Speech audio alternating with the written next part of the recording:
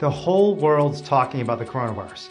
But do you know what's coming next? I've been investigating factory farms for 15 years. I've seen the diseases brewing inside, and I can tell you that COVID-19 is just the beginning.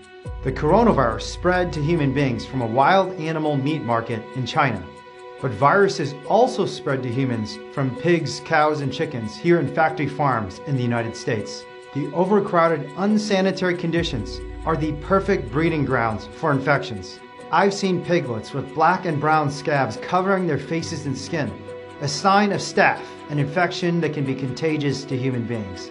And for exposing these conditions and rescuing animals like little Lori, I am facing 16 felonies and potentially decades in prison. Our government knows what's coming, but they're prioritizing profit over public safety.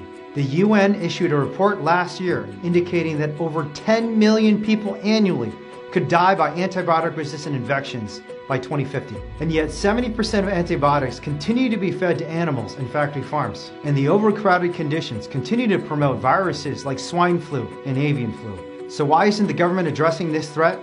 Because the US meat industry sends millions of dollars in political donations every year, insulating itself from any scrutiny.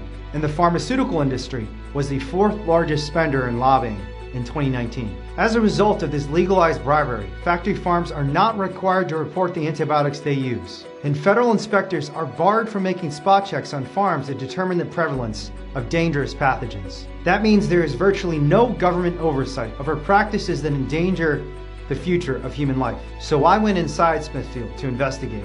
And in addition to finding rampant animal cruelty, I found disease and drug use. Tetracycline, penicillin, and even Carbadox, a carcinogenic drug that has been banned in Australia, Canada, and most of the European Union.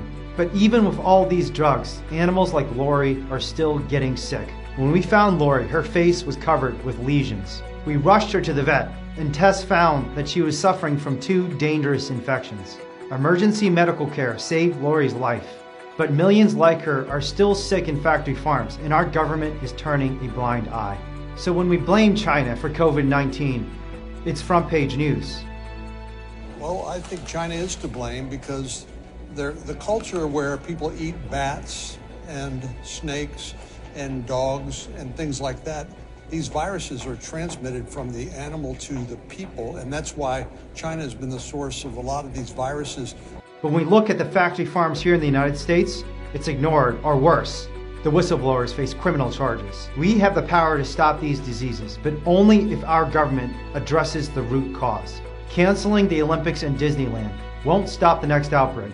What we really need is to cancel animal ag. Please sign to support the whistleblowers and the right to rescue.